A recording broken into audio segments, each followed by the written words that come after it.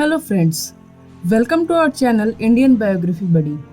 आज के इस वीडियो में हम ऐसे वीर योद्धा की बात करेंगे जिनका लोहा पूरी दुनिया मानती है। सिर्फ हिंदुस्तान ही नहीं बल्कि दुनिया के महान राजाओं की सूची में गिने जाने वाले शूरवीर और पराक्रमी योद्धा पृथ्वीराज चौहान का जन्म साल 1149 में हिंदुस्तान में हुआ था। इनके पिताजी का नाम महाराजा सोमेश्वर था। वे उस समय राजस्थान में अजमेर राज्य के राजा थे। वहीं पृथ्वीराज चौहान जी की माता का नाम कपूरी देवी था। इनका जन्म इनके माता पिता की शादी होने के तकरीबन 12 साल के बाद हुआ था और इसलिए कई लोगों को पृथ्वीराज चौहान जी के होते हुए उनका अजमेर का उत्तराधिकारी बनना असंभव लगने लगा और इसलिए लोगों ने इनके खिलाफ षड्यंत्र रचना चालू कर दिया।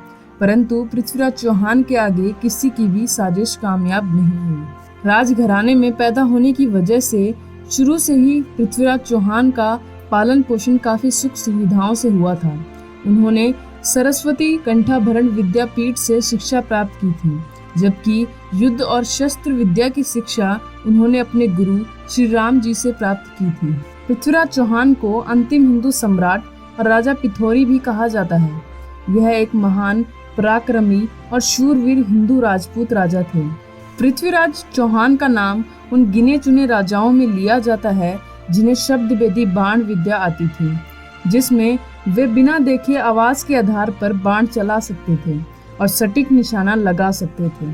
चंद्रवर दाई पृथ्वीराज के बचपन में सबसे अच्छे मित्र थे। उनके बीच बहुत ही प्रेम था। एक प्रकार से यह दोस्त तो थे, परंतु ये दोनों एक दूसरे को दोस्त से ज्यादा भाई मानते थे। बता दें कि चंद्रवर दाई अनंगपाल की बेटी के पुत्र थे। अनंगपाल तोमर वंश के राजा थे और इन्होंने ही पिथौरागढ़ का निर्माण पृथ्वीराज चौहान की सहायता से करवाया था। पृथ्वीराज चौहान जब 11 साल के थे तभी उनके पिता सोमेश्वर की एक युद्ध में मृत्यु हो गई थी, जिसके बाद वह अजमेर के उत्तराधिकारी बने और एक आदर्श शासक की तरह अपनी प्रजा की उम्मीदों पर खरे उतरे। इसके बाद वह दिल्ली के भी राजा बने। रानी कपूरी देवी अपने पिता की एकमात्र संतान थी, इसलिए महाराजा अनंगपाल को हर दिन यही चिंता खाई जाती थी कि अगर उनकी मृत्यु हो जाएगी तो फिर उनके राज्य पर शासन कौन करेगा। इस प्रकार विचार करते हुए उन्होंने एक दिन अपनी बेटी और अपने दामाद के सामने अपने दोहित्र को राज्य का शासन भार देने की इच्छा जाहिर की और इस प्रकार इन तीनों की सहमति से पृथ्वीराज चौहान को दिल्ली का उत्तराधिकारी बना दिया गया।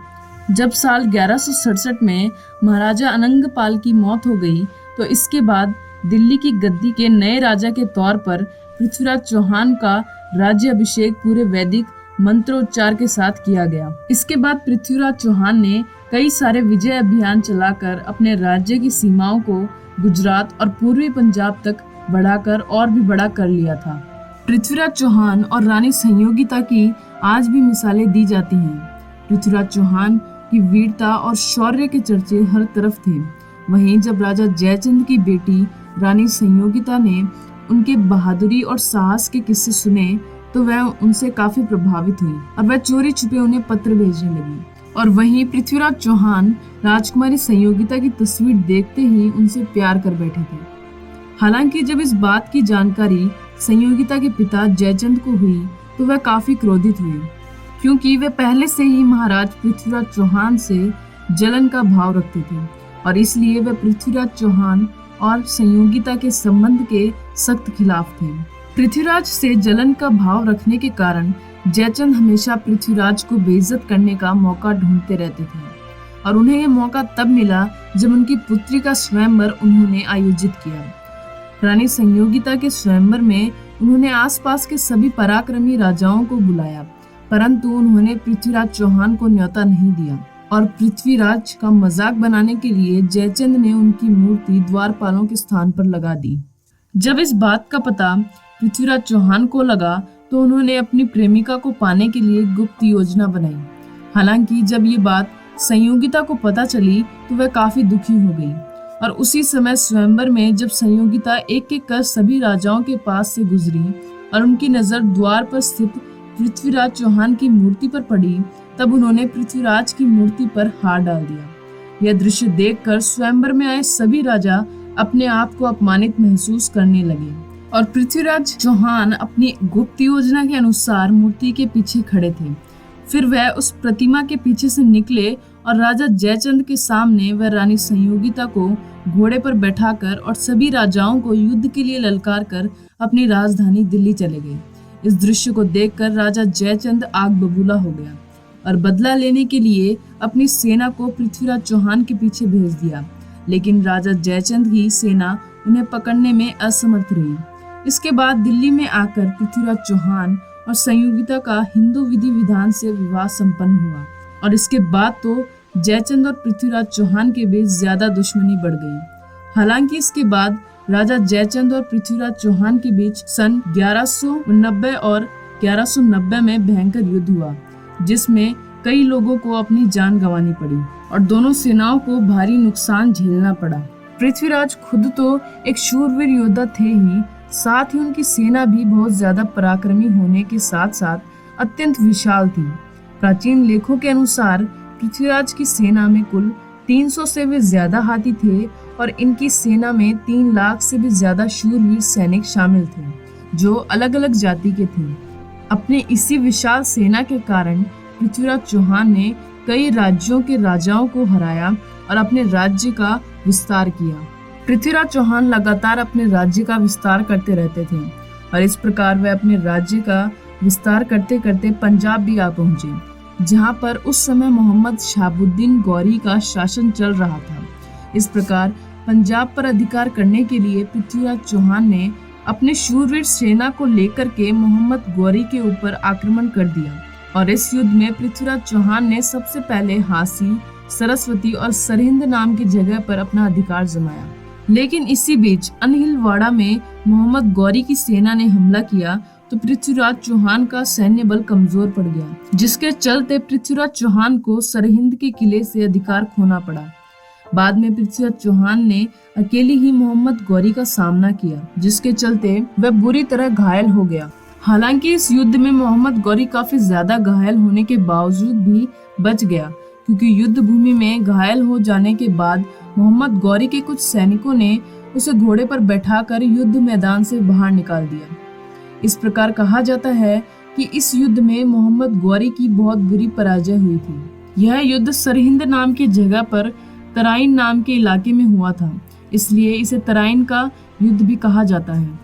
कहा जाता है कि पृथ्वीराज चौहान ने मोहम्मद गौरी को 17 बार पराजित किया है, पर हर बार उन्होंने उसे जीवित ही छोड़ दिया।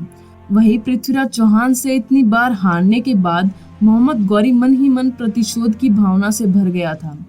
वहीं जब राजा जयचंद को इस बात का पता चला कि मोहम्मद गौरी और पृथ्वीराज चौहान के बीच युद्ध चल रहा है, तो उसने मोहम्मद गौरी से अपना हाथ मिला लिया और दोनों ने पृथ्वीराज चौहान को जान से मारने का षड्यंत्र रचा।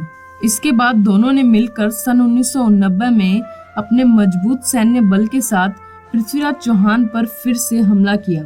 वहीं इस युद्ध में जब पृथ्वीराज चौहान अकेले पड़ गए थे, तो इस युद्ध के दरमियान पृथ्वीराज चौहान ने अन्य राजपूत राजाओं से सहायता मांगी, पर उन्होंने स्वयंवर वाली घटना के कारण पृथ्वीराज चौहान की सहायता करने से मना कर दिया। इस मौके का फायदा उठाते हुए राजा जयचंद ने पृथ्वीराज चौहान का भरोसा जीतने के लिए अपना सैन्य बल पृथ्वीराज चौहान को सौंप दिया। वहीं पृथ्वीराज राजा जयचंद की इस चाल को समझ नहीं पाए और इस तरह राजा जयचंद के सैनिकों ने पृथ्वीराज चौहान के सैनिकों का संहार कर दिया। इस युद्ध में हारने के बाद मोहम्मद गौरी की सेना के द्वारा पृथ्वीराज चौहान और चंद्रवर्त दाई को गिरफ्तार कर लिया गया और उन्हें काफी दिनों तक जेल में रखा गया। हालांकि मोहम्मद गौरी ने राजा जयचंद को भी नहीं छोड़ा। मोहम्मद गौरी के सैनिकों ने जयचंद की भी हत्या कर दी। इसके बाद मोहम्मद गौरी ने दिल्ली, पंजाब, अजमेर और कन्नौज में शासन किया। हालांकि पृथ्वीराज चौहान के बाद कोई भी राजपूत शासक भारत पर राज नहीं कर पाया। युद्ध में हारने के बाद जब पृथ्वीराज चौहान और उनके साथी चंद्रवर्त दाई को मोहम्मद गौरी के सैनिकों के द्वारा बंदी बना लिया गया, तो उसके बाद उन्हें कई दिनों तक जेल में रखा गया और उन्हें कई शारीरिक यातनाएं दी गई और मोहम्मद गौरी ने पृथ्वीराज चौहान को मुस्लिम बनने के लिए भी प्रताड़ित किया। बता दें कि बंदी के तौर पर रहने के दरमियान ही मोहम्मद गौरी ने पृथ्वीराज चौहान की आंखें गर्म सलाखों से जला देने का आदेश दिया। इतनी यातनाएं देने के बाद अंत में मोहम्मद गौरी ने पृथ्वीराज चौहान को जान से मार देने का फैसला किया।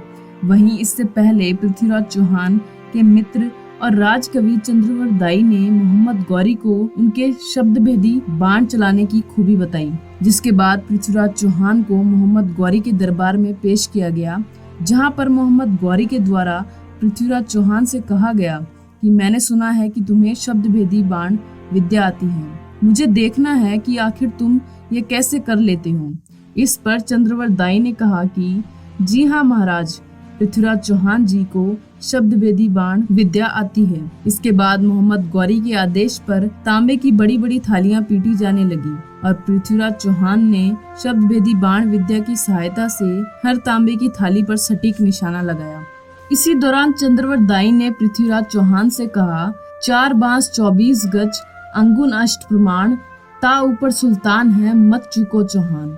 बस इतना सुनते ही पृथ्वीराज चौहान जी ने मोहम्मद गौरी पर निशाना लगाया और इस प्रकार चंद्रवरदाई के दोहे की सहायता से पृथ्वीराज चौहान ने मोहम्मद गौरी को सिंहासन पर बैठे बैठे ही मार दिया। इसके बाद पृथ्वीराज चौहान और चंद्रवरदाई ने अपने दुश्मनों के हाथों मरने की बजाय एक दूसरे पर बाण चलाकर अपनी जीवन लीला खत्म कर ली। वहीं जब राजकुमारी संयोगिता को इस बात की खबर लगी तो पृथ्वीराज चौहान के वियोग में उन्होंने भी अपने प्राण त्याग दिए।